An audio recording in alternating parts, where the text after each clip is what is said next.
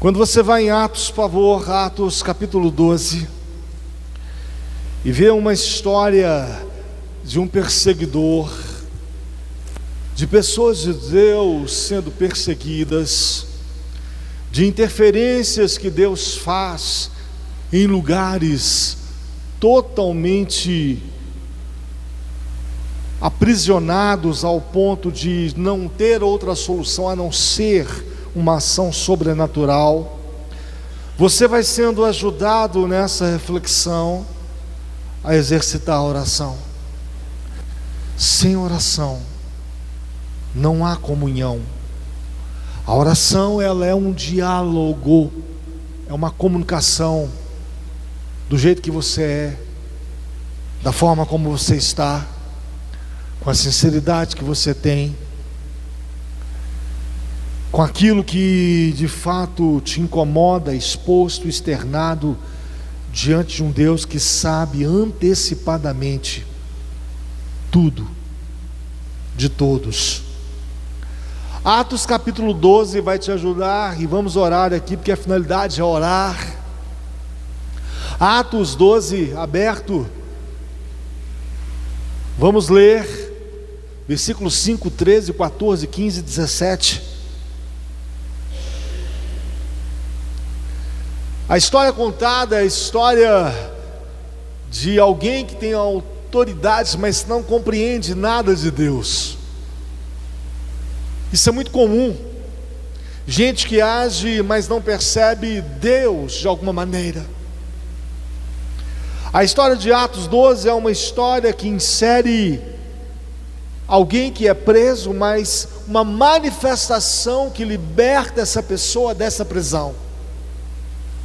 A história de Atos 12 conta a respeito de um grupo de pessoas que só tem um recurso para que nessa prisão seja feito alguma coisa de forma sobrenatural. E o único recurso é uma oração incessante. Então o versículo, por favor, acompanha aí 5, 13, 14, 15 e 17 para orarmos. O 5 fala assim: Pedro, pois, estava guardado no cárcere, mas havia oração incessante a Deus por parte da igreja a favor dele. O 13, para você compreender melhor a história, diz assim: quando ele bateu ao postigo do portão, veio uma criada chamada Ruth ver quem era. Quer dizer, a oração funcionou, a oração deu certo, a oração sempre dá certo. No versículo seguinte, o 14, diz assim: reconhecendo a voz de Pedro, tão alegre ficou essa criada, que nem o fez entrar, mas voltou correndo para anunciar que Pedro estava junto do portão. 15, e eles disseram: estás louca?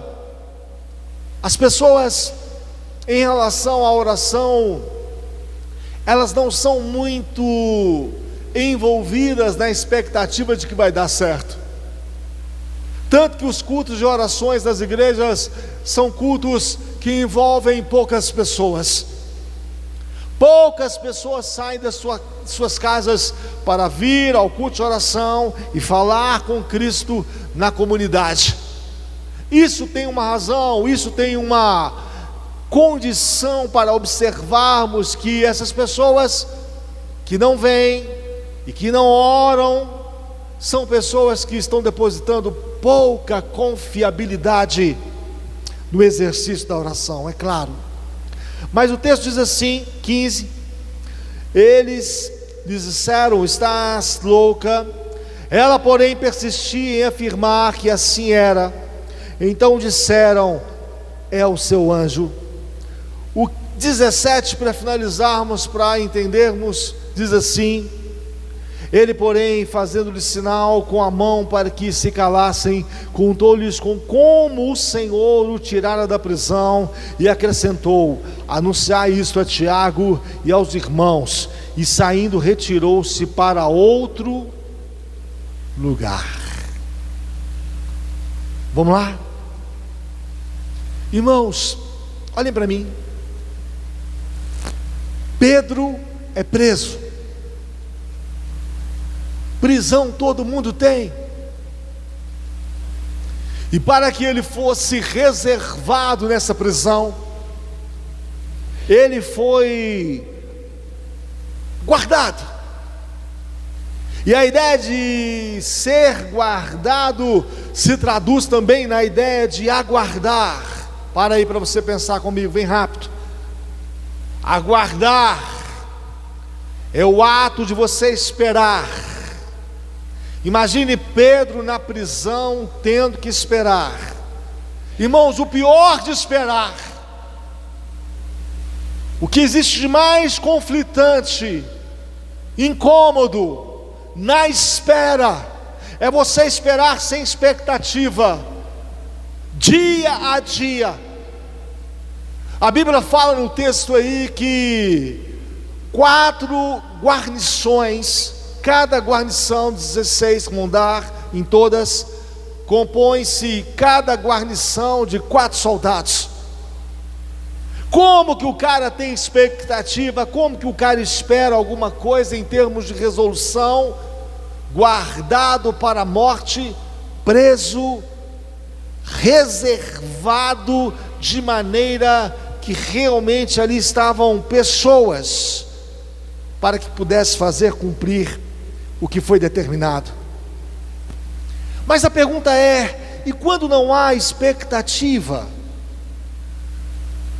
Quando não há esperança, aonde eu estou? Na prisão. A primeira consciência, vamos lá.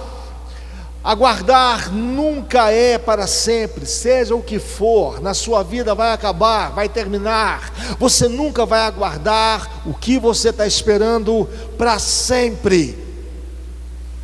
Se aguardar nunca é para sempre, ainda que a minha visão me diga que está demorando, que está realmente um saco, um tédio essa espera, o aguardar, eu afirmo, nunca é para sempre. Guarde isso. Seja o problema que você estiver passando, seja a decisão que você tiver para tomar, nunca é para sempre. Vai chegar uma hora que isso vai acabar. Vai chegar uma hora que essa decisão você vai ter que tomar. Aguardar no cárcere é pior. Todo mundo tem os seus cárceres, pequenos, médios e grandes cárceres. Aguardar no cárcere ainda nos dá a sensação de que nunca chega, porque o cárcere, ele tira as nossas competências. Você não pode fazer nada. O que você pode fazer? Tem alguma situação na sua vida que eu sei, você está olhando, e que não depende de você, e por não depender de você, a conclusão que você chega é que você não pode fazer nada. E se tira a sua competência, tira todas as suas capacidades, torna você impotente. Sabe o que é uma pessoa impotente? É uma pessoa que não consegue realizar aquilo que ela tem que realizar. E a conclusão disso, como consequência, é que você precisa de ajuda. Pedro na prisão estava impotente, irmãos. Não dava para se soltar sozinho. Tinham guardas, tinham grilhões. Então comece a pensar nessa condição como a sua. Não tem problema. Tem coisa que você realmente é incompetente, tem coisas que você não tem potência para realizar ou fazer. A conclusão que isso pode dar de forma positiva para você é: eu preciso de ajuda. Por favor, entenda isso. Deus só deixa você chegar nessa conclusão para que nessa conclusão você se anime nessa afirmação: ajuda, ajuda, eu preciso de ajuda. Pedro estava guardado no cárcere e aguardava no cárcere. São duas palavras com significados diferentes: guardado e aguardava, sem saber o desfecho. Eu duvido que você saiba o desfecho desse segmento que você está, dessa proposta que você fez, desse empenho que você está tentando realizar na sua vida, desse plano que você tem elaborado e ninguém sabe. Eu duvido que você sabe o desfecho desse plano. Possivelmente, concluído, a conclusão mais óbvia, mais natural, ainda que o cenário seja apresentado de uma forma atemorizadora e provoque na sua interioridade, como certamente provocou na interioridade de Pedro, um susto, um medo, porque você há de concluir comigo, irmão, ser preso com previsão para morrer assusta. Ser preso com uma condição prevista, futura e quase imediata, dá a sensação de não saber o que fazer. Mas tem no texto uma palavra, e é essa palavra que a gente vai parar para orar. Tem no texto uma argumentação que eu acho que vale a pena. Diz assim no versículo 5: Pedro, pois, estava guardado no cárcere, mas, tem aí na sua Bíblia, ponto e vírgula, a próxima palavra é mas. Talvez você não seja uma pessoa detalhista para verificar na Bíblia o que ela quer dizer. Isso é mal. Mas toda palavra inspirada por Deus tem uma função de orientar, de instruir, de fazer você discernir. Essa palavra mas, ela significa oposição. A Bíblia, ela é cheia de situações instrutivas, dizendo para mim e para você, nos estimulando a opor-se a certas situações, a fazermos guerra, a se colocar dentro de uma oposição contra as circunstâncias difíceis que nós estamos enfrentando. Entenda isso, por favor.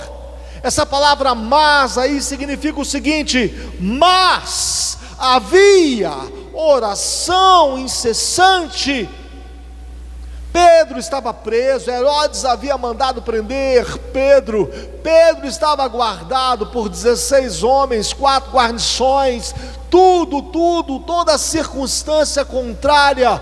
Mas você lê na Bíblia aí essa expressão mas, esse mas significa o seguinte: é um estímulo para você, Deus dizendo a você: se oponha, contrarie, não aceite, não encarne isso, não se acomode a isso, não deixe isso ser desse jeito. Mas é opor-se, é o mesmo que na realidade não concordar. Quantas coisas nas conversas informais você concorda? Quanta situação envolve a sua vida e você concorda? Quanta coisa está acontecendo com você e você concorda? Mas essa palavra mas, ela é uma palavra que tem o significado de oposição. Mas havia oração incessante. A Bíblia não te faz um convite para que você seja passivo, aceitador dos fatos. O versículo 5 diz o texto aí que existia um grupo de pessoas que não concordavam com aquela situação, não concordavam com Pedro sendo preso, não concordavam com Pedro sofrendo aquela ameaça, não concordavam com o decreto de Herodes. Não aceitar era o que Deus propunha através da oração. Certas prisões que você está, certos cárceres que te envolvem, condenações. A Bíblia diz para você e para mim: mas que significa: devo me opor, não aceitar. A oração, ela foi a iniciativa daquele grupo de pessoas que não concordaram com aquela situação vivida por Pedro. Prisão, cárcere, imobilização, grilhão. Você tem que entender isso. As suas concordâncias com aquilo que você está vivendo, que te oprime, que te angustia, que tiram as suas energias, que fazem você ficar deprimido ou deprimida, isso é uma condição que a Bíblia diz: mas se oponha, faça oposição. As pessoas não concordavam com isso.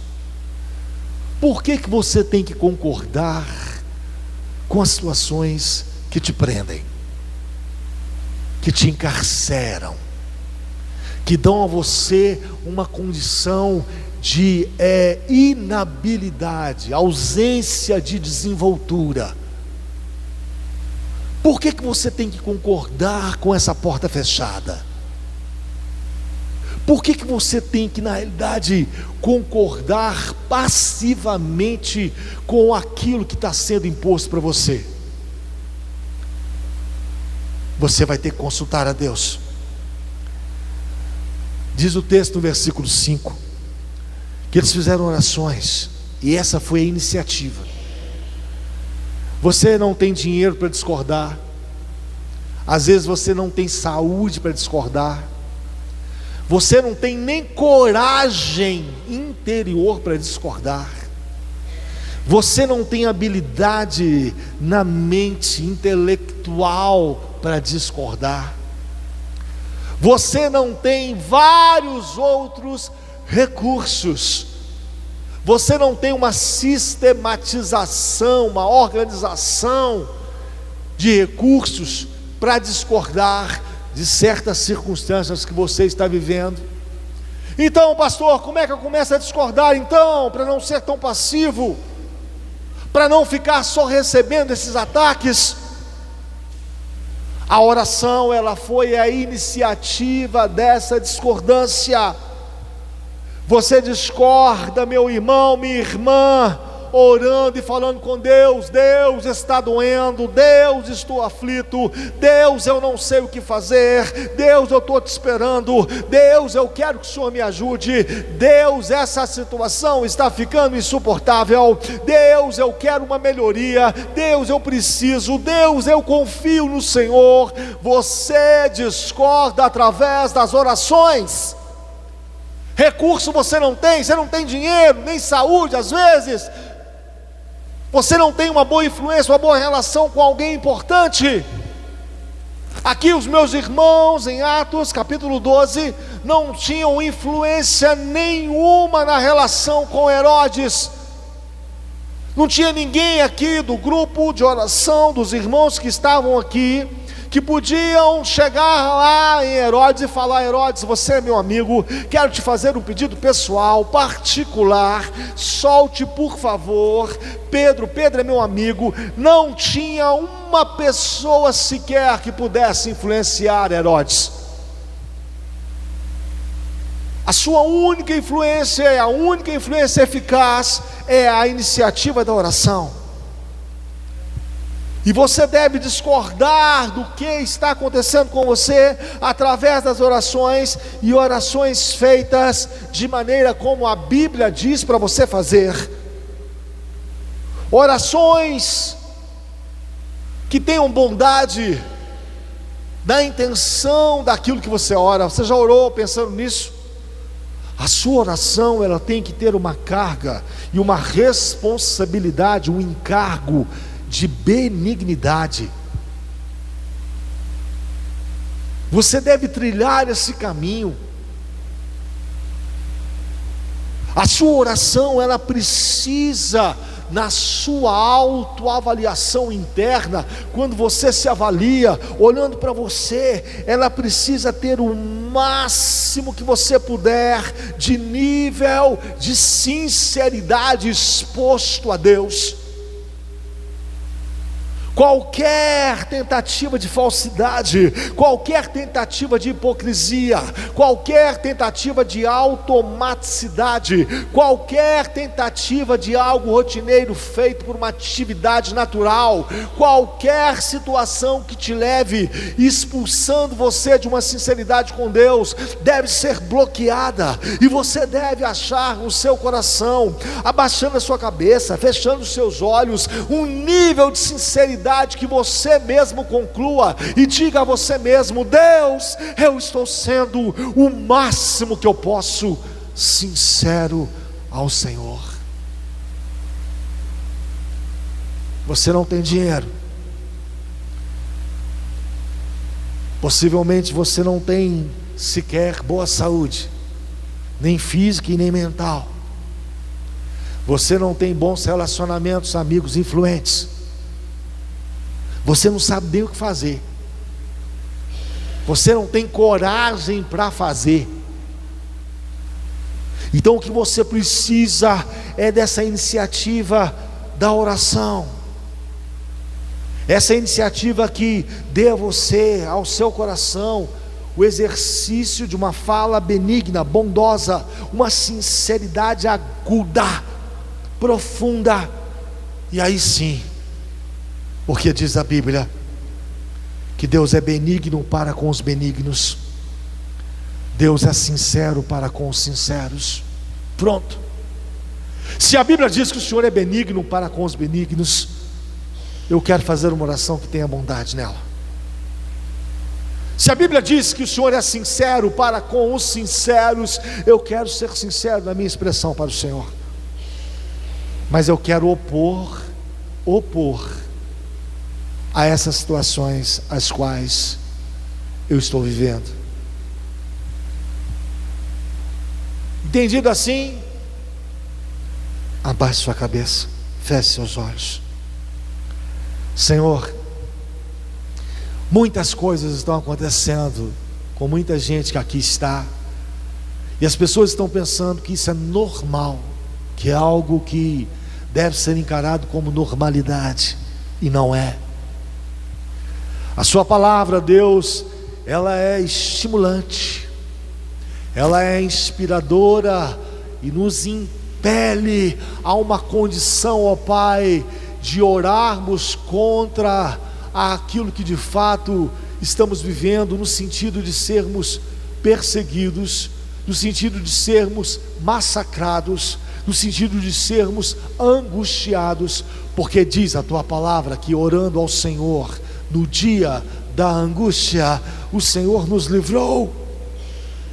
Por isso, Deus, pessoas que estão passando aqui por momentos difíceis, precisando sair da prisão, como Pedro precisou sair, diz o texto, ó Deus, que irmãos nossos estavam orando com uma característica, com um aspecto primordial que nós não podemos esquecer: incessantemente. Ajuda-nos, ó Deus, em nome de Jesus. Essa é a segunda observação em relação à nossa oração.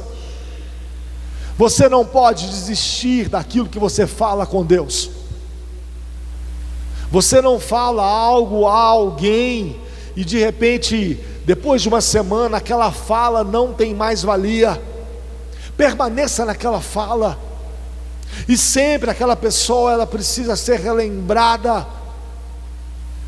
No caso de Deus especificamente, não que Ele esqueceu, mas é você que não pode sair do foco, sair do caminho. A oração não pode ter interrupções. As orações, elas precisam de uma continuidade. Como que eu sei disso? Como que eu avalio isso? Como que eu percebo isso? Eu sei no versículo 5, quando a Bíblia diz que, irmãos meus, nesse aperto da prisão de Pedro, nesse decreto de Herodes, irmãos meus estavam dizendo o seguinte: havia oração incessante a Deus, por parte da igreja, a favor de Pedro. É isso, eu não posso interromper. Você não interrompe tratamentos, senão você tem que voltar à estaca zero. O que eu disse mesmo? O que eu falei mesmo? Não, você tem que manter essa chama viva, constante, sem interrupções, de forma contínua. A oração, ela não pode cessar. E se alguém te disser alguma coisa ao contrário, isso é do capeta, numa linguagem popular. É o capeta que não quer que você mantenha uma estratégia que Deus deu. A oração, ela precisa ser constante, não cessar. Então o que você falou com Deus hoje, fale amanhã, fale depois da manhã, fale semana que vem, fale mês que vem, fale o ano que vem. Insista nesse propósito com Deus, não desista. E eu acho que você precisa me fazer uma pergunta. Eu vou perguntar para você: e se Deus não falar nada? É porque Ele quer mais a sua insistência.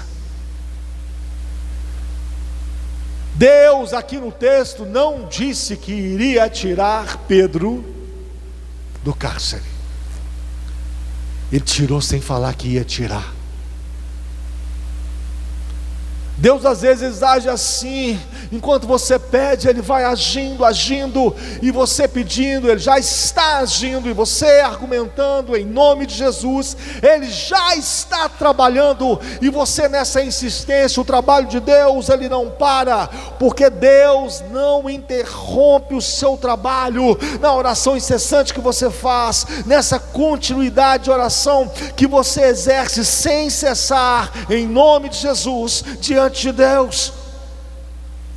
E de repente você só sabe que Deus respondeu mediante o fato, a manifestação que Ele fez.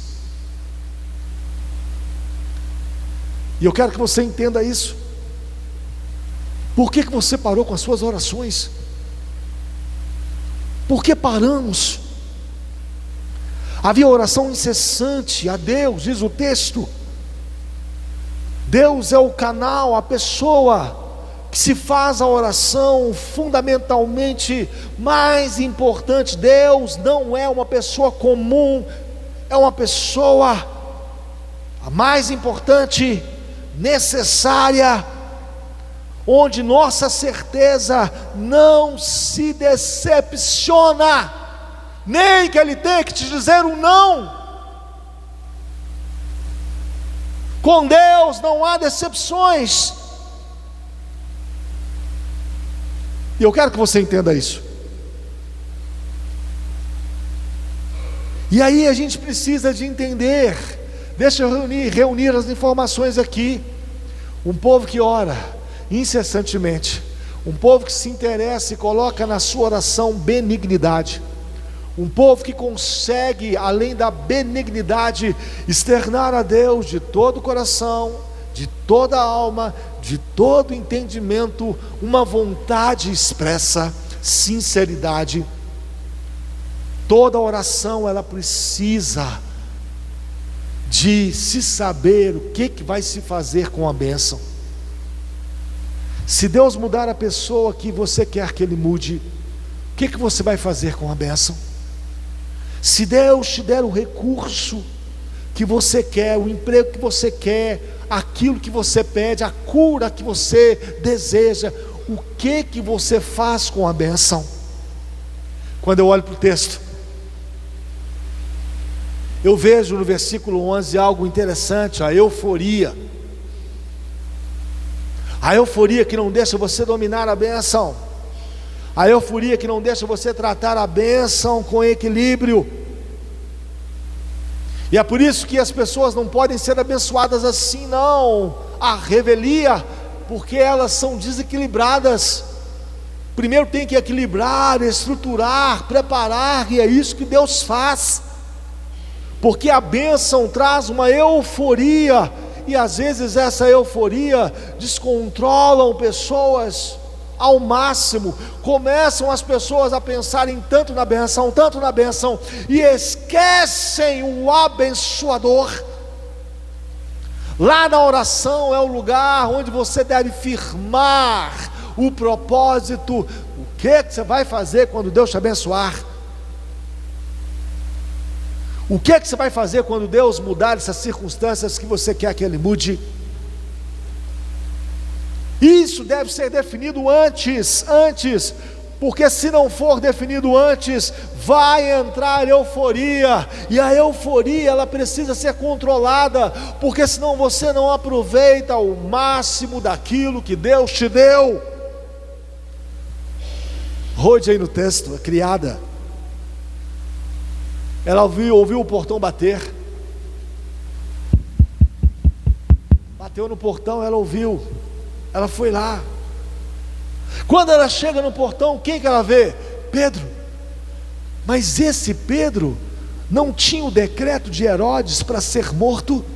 Esse Pedro não tinha 4 guarnições, 16 homens o protegendo para que ele não fugisse com grilhões. Era impossível esse Pedro se libertar, era impossível esse Pedro sair do cárcere, era impossível esse Pedro alcançar liberdade, mas bateram no portão. Era Pedro. Ela se assustou com a mudança que Deus fez. Irmãos, não saber o que fazer com a bênção é algo muito natural. É por isso que a gente tem que ser preparado. Ela ficou tão alegre que nem fez Pedro entrar. Ela voltou correndo para anunciar que Pedro estava no portão. Nem abriu o portão para Pedro, a bênção entrar. Ela sequer abriu. E quando ela chega lá e anuncia: Pedro está aqui. Um povo que ora deve ser um povo que espere alcançar aquilo o que está orando. Por favor, entenda isso. Um povo que pede a Deus deve esperar alcançar aquilo o que se pede a Deus. Eles disseram para ela: está louca. Por que isso? Você é convidado a vir à igreja para a dimensão da fé, irmão, supra-racional, acima do seu raciocínio. Seja você quem for, tenha você a intelectualidade, a desenvoltura intelectual que tiver. Eles disseram para essa mulher, essa criada Rode: você está louca. Em outras palavras, estavam dizendo para Rode o seguinte: você não tem razão, fugiu a razão de você. Que compreensão maluca, louca é essa? Menina, seja mais inteligente. Pedro está preso pelo decreto de Herodes. Organiza suas ideias. Você está surtando, mulher atrapalhada, fora da realidade. Todos os meus irmãos que estavam congregando nesse momento, era o que dizia essa mulher. Eles não esperavam que Deus pudesse fazer aquilo que eles pediam. Isso é algo que você pode experimentar. Peço, mas não espero. Peço, mas acho que Ele não vai fazer. Que paradoxo, que situação antagônica é essa vivida por nós? O que acontece quando nós não esperamos que Deus faça o que pedimos, realize o que esperamos? O que acontece, irmãos? É a pergunta. Nos tornamos pessoas comuns demais. Nos tornamos como qualquer um mundano. Temos que checar que isso não faz parte da fé em Deus. Estamos sem fé, precisando de ajuda. Nos tornamos pessoas religiosas, crentes, apenas nominais. Deus é assim mesmo. Somos entregues às circunstâncias que, não apresentadas pela fé, nos fazem sermos pessoas das mais normais, sem diferenciação nenhuma. O que vai te diferenciar é a fé. Versículo 15, Ruth, a criada, ela persistia em dizer, em afirmar: tem hora que você, pela palavra que Deus vai te dar, só você vai ficar com essa palavra. O que é pior, Deus não fala comigo, com você e com o outro. Às vezes certas coisas, especificamente, Deus fala só com você, e você é o único que tem essa palavra. Você é a única que tem essa palavra. Rode, no texto, era a única que tinha essa palavra, essa experiência. Pedro está livre, e ela tentava dizer para as pessoas: Pedro está livre, e as pessoas a chamavam louca. Essa experiência, ela também é sua. Rode, ela afirmava, ela dizia, em outras palavras, irmãos, Deus pode fazer, Ele fez, o que oramos, Deus atendeu. Irmãos, as nossas orações foram respondidas. Rod defendia isso, e as pessoas a chamavam de louca. Quando você defende que Deus responde orações, tem cristãos que estão tão distantes desse tipo de experiência, desse tipo de envolvimento da manifestação do poder de Deus, que acha que você é louco, extremista, espiritual demais. Isso não é verdade. Deus responde orações. Por que Deus quer fazer isso? Deus quer fazer isso porque Ele precisa do seu depoimento para você dar para os outros, para que os outros sejam beneficiados. O seu depoimento para Deus, ele é muito importante. O depoimento de Rod aqui, ele era muito importante porque ela não abriu mão. Não, quem sabe eu surtei, quem sabe eu tive uma imaginação, quem sabe foi algo que eu quis no meu coração e foi uma particularidade minha. Não, ela disse: eu vi Pedro. Vai ter hora que você vai ter que afirmar isso. Deus falou comigo, Deus falou comigo, e guardar isso no coração. E quando você comunicar isso às pessoas, elas vão olhar para você: falou com você, mas não falou comigo. Então é você mesmo. A nossa última oração: Deus quer que você dê depoimentos como Ruth deu, afirmações como ela fez, afirmações fundamentadas. Eu vi, Deus falou, eu li, está escrito. Essas fundamentações é que vão fazer toda a diferença. Diz aí no versículo 17: ele, porém, fazendo-lhe sinal com a mão para que se calassem, contou-lhes como o Senhor o tirara da prisão, e acrescentou: anunciai isto a Tiago e aos irmãos. A ideia é essa, irmãos. Deixa eu resumir a história e orarmos. Um Pedro que é preso por um decreto de uma autoridade máxima.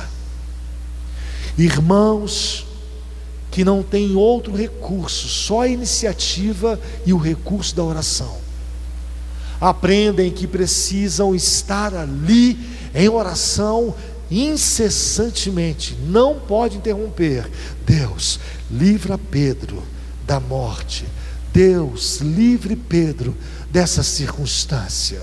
Os guardas estão lá, as prisões estão lá, tudo está lá, mas para o Senhor Deus, isso não é impossível. Oração incessante. Uma mulher que, ouvindo o barulho, atende o portão. Ruth. Uma mulher que precisa controlar a euforia, acatar, abraçar a bênção, beijar a bênção, mandar a bênção entrar. Uma mulher que sai correndo da bênção, deixa a bênção do lado de fora do portão, corre lá para a comunidade para comunicar: irmãos, eu tenho uma bênção, eu tenho uma bênção, eu tenho uma bênção. Não cuida da bênção. A bênção está lá fora. Recebe crítica porque faz uma afirmação verdadeira, fundamentada na fé. A sua afirmação, ela precisa de uma fundamentação na fé. E pela fé, ela começa a falar, a dizer para as pessoas: irmãos, Deus nos ouviu, Deus nos atendeu. As orações nossas, incessantes, a favor de Pedro, da liberdade de Pedro, foi algo que foi alcançado, algo que Deus se manifestou. E todo mundo louca, algo que ela viu, algo que ela teve, particularmente, significa o seguinte: tem hora que Deus só fala com você, com ninguém mais. Isso é para você, tá? Guarda isso. Feito assim, Pedro entra, a bênção entra. O propósito de tudo isso, fortalecer a fé dos irmãos. Por que eu sei isso? Por causa da expressão dita em Atos capítulo 12, versículo 17: anunciar a Tiago e aos irmãos. Eu preciso do seu depoimento de fé, irmãos, de que Deus falou com você, de que Deus está falando com você, de que você teve experiência com Deus. Eu preciso desse depoimento. Como que você está vivendo a vida cristã sem conseguir depor esse depoimento? Anunciar a Tiago significa o seguinte: fale com os meus irmãos o que Deus fez, o que Deus está fazendo com você. E nós vamos orar por isso. Feito isso, eu sei que você está aguardando, mesmo na prisão, que Deus se manifeste, que Deus tenha misericórdia de você. Eu sei que você está precisando de autoridade, mas para se opor, para ir contra a essas circunstâncias, é exatamente isso que os meus irmãos fizeram. Eu sei que você está precisando, na realidade, de entender essa estratégia: orar sem cessar, orar, mesmo não tendo vontade. E diz o texto, oravam incessantemente. Eu sei que antes você precisa definir esse negócio aí, o que você vai fazer quando a bênção chegar, para você não fazer essa confusão, euforicamente, ficar tão alegre, que não sabe se olha para a bênção, se corre lá para dentro, não sabe se come, o que faz? Não agarra a bênção. Eu sei que a gente está precisando acreditar mais naquilo que a gente pede a Deus, falar com Deus. Eu creio no que eu estou te pedindo, porque o tempo passa e o que nós pedimos a Deus é tão realmente acima das nossas suficiências, que nós achamos que pedi errado, falei errado. Eu sei que a gente precisa de mais depoimentos, falas que digam: Deus falou comigo, Deus me falou, eu li na palavra, eu vi, Deus falou comigo. Feche seus olhos, vou orar por você. Deus, livra-nos das nossas prisões. Para isso, nos ajude nessa oração incessante, que não haja interrupções, coisas impossíveis, mas baseadas na fé, na fundamentação inspirada pela Tua palavra. A Tua palavra que diz que o Senhor é um Deus que pode todas as coisas, todas as coisas. O único recurso da nossa comunidade em épocas passadas, aí registrado em Atos, foi a iniciação da oração. Queremos o mesmo recurso, vamos praticar o mesmo recurso, iniciar as orações, para que o Senhor possa abrir portas, opor-se o que está acontecendo, opor-se a essa confusão mental, opor-se, ó Pai, a essa condição de saúde, opor-se a esse mau relacionamento, opor-se, ó Pai, a essa situação que fugiu do controle, opor-se a tudo isso, por causa, ó Pai, da oração que podemos fazer, para que o Senhor possa controlar tudo aquilo que te pedimos. Senhor, nos ajude como igreja, nos ajude a falarmos da nossa bênção como fé que ainda não tem, mas crendo que vamos ter. Ajuda-nos nisso. Deus, tenha compaixão das nossas vidas, no acreditar no Senhor, no pedir ao Senhor, não pedir e não ter a expectativa, Não, Pai, pedir e deixar para lá e não insistir, mas sermos perseverantes como prova de que é isso que queremos, é isso que precisamos. E se tiver de fazer alguma mudança na nossa petição, que o Senhor faça conforme a sua vontade, conforme o seu querer, mas que, ó Pai, o Senhor se manifeste em nome de Jesus. Ajuda a igreja, Pai. A nossa expectativa é o Senhor. A nossa iniciativa da oração incessante é o único recurso que pode tornar verdadeiro aquilo que nós não podemos tornar verdadeiro. Mas o Senhor, ao bradar do céu, ao falar, tudo que o Senhor disser, é tudo que vai acontecer. Por isso, falo com cada um de nós, fale conosco, em nome de Jesus. Irmãos, os nossos cultos, sábado tem culto normal mocidade, domingo escola dominical, à noite Santa Ceia do Senhor. Amém? Estaremos aqui, fique de pé, vamos orar. Lembre dessa palavra para você orar e falar com Deus. Se opõe à sua adversidade em nome de Jesus. Deus que é bom, há de ter misericórdia de você. Deus, obrigado por esse tempo na sua presença, ouvindo louvores, cantando, orando pelas pessoas, lendo a tua palavra. Muda, Pai, as nossas circunstâncias internas e externas, em nome de Jesus. Nos ajude como é descrito a sua manifestação na tua palavra. Entra nas nossas prisões para que sejamos livres. Tira-nos delas, Deus, em nome de Jesus Cristo. Faça-nos realmente, ó Pai, termos depoimentos a seu respeito. O Senhor manifestou, o Senhor falou comigo, o Senhor teve misericórdia de mim, vai ter de você também, vai abrir as portas para você também. Deus é aquele que fala, Deus é aquele que se movimenta, Deus é aquele que trabalha todos os dias. Que esse seja o nosso depoimento em nome de Jesus. Mão no coração. Que a graça de nosso Senhor e Salvador Jesus Cristo, o amor de Deus Pai, as consolações do Espírito Santo, esse Espírito que guia toda a verdade, que ajuda, que muda, que converte, que faz, que tira, seja a nossa experiência. Que o Senhor habite em nós, resida em nós, para a glória do teu nome. Que assim seja. Que Deus abençoe. Bom restante de semana. Amém.